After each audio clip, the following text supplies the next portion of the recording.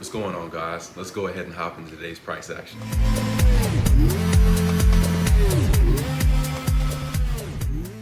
What's going on, guys? It's Matthew from Labor to Wealth, and today we'll be jumping into BTC USDT trading pair on TradingView, and go ahead and check out today's price action analysis. All right, let's dive into the charts. Let's go ahead and zoom in here.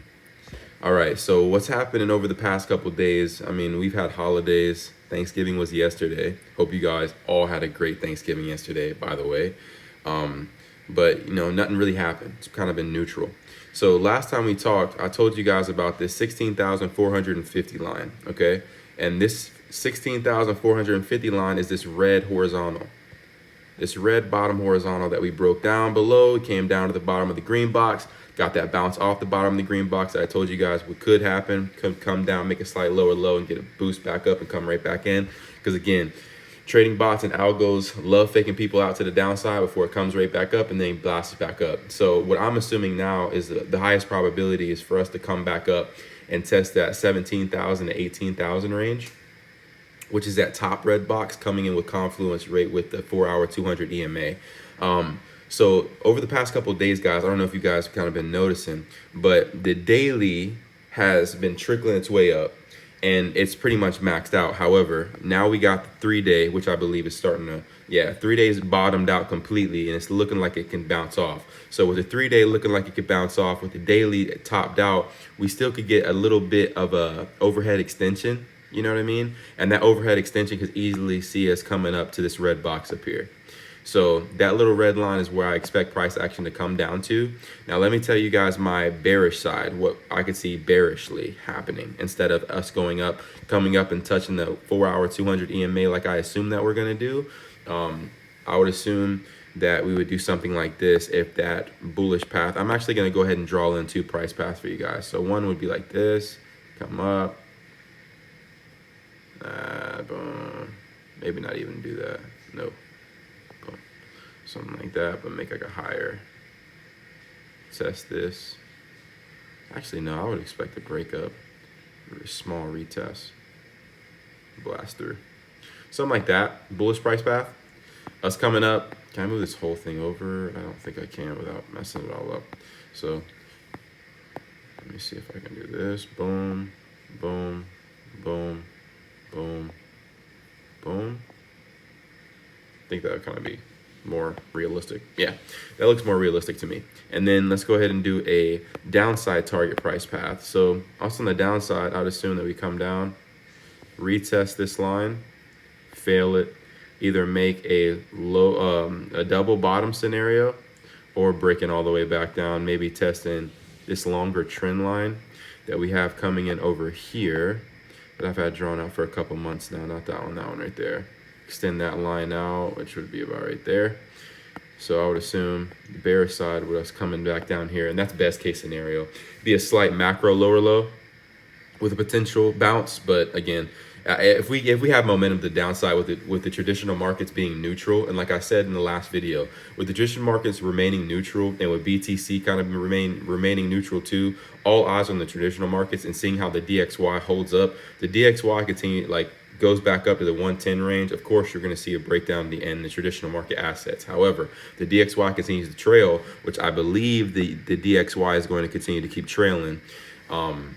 Which is exactly, look what happened, guys. Remember what I said last week? I was like, we're going to come play in this little golden little circle. We're going to continue to keep playing in this box. It's exactly what we've been doing. We topped out literally at the same level that I had drawn in. Look at that. Boom, boom. Topped out at that level.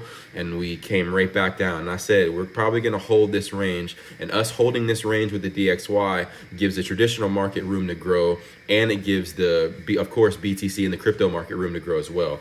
And so with the DXY continue to keep playing within this range, I easily see the Dow and the traditional markets pretty much holding up. And remember what I said, guys, the peak I think for the Dow would come back up to the 35,000 range, which would be a slight higher high before rolling over and coming back down and testing its 4-hour 200 again, because we've been aggressive now for the past several weeks. I mean, ever since quarter four started, which was October 4th. We just been blasting up, and I continue to keep thinking that we're going to blast up until we start rolling over for quarter one, which usually we get quarter one sell-offs like I discussed in the last video as well, or maybe not the last video, but the DXY and the Dow analysis video that I did. So if you guys have any questions or any of my or you want any of my analysis on that outlook, go ahead and go check out that video. I explained everything there. But now I'm going to go ahead and jump back into the BTC USDT trading pair. And get back into current price action. So current price action, guys, with that macro level look, with the DXY remaining neutral, with the traditional markets remaining neutral, with a little bit of upside, because the Dow, the Dow still has a little bit more room to grow, because again, going back to that monthly chart that I was showing you guys, it could get it get that little move up again. The weekly continue to keep getting that move up. So with that being said, the traditional markets wanting to, kind of eyeball its way up and kind of trickle its way up as well. BTC will trickle its way up, but more aggressively. And remember, guys, what I've been saying, price is being suppressed within this 15,700 range, all the way up to 17,000. We kind of just been bouncing, kind of been holding that support line at 15,700, all the way up to 17,000 has been our overhead resistance. So until we break that 17,000 resistance, which happens to be this,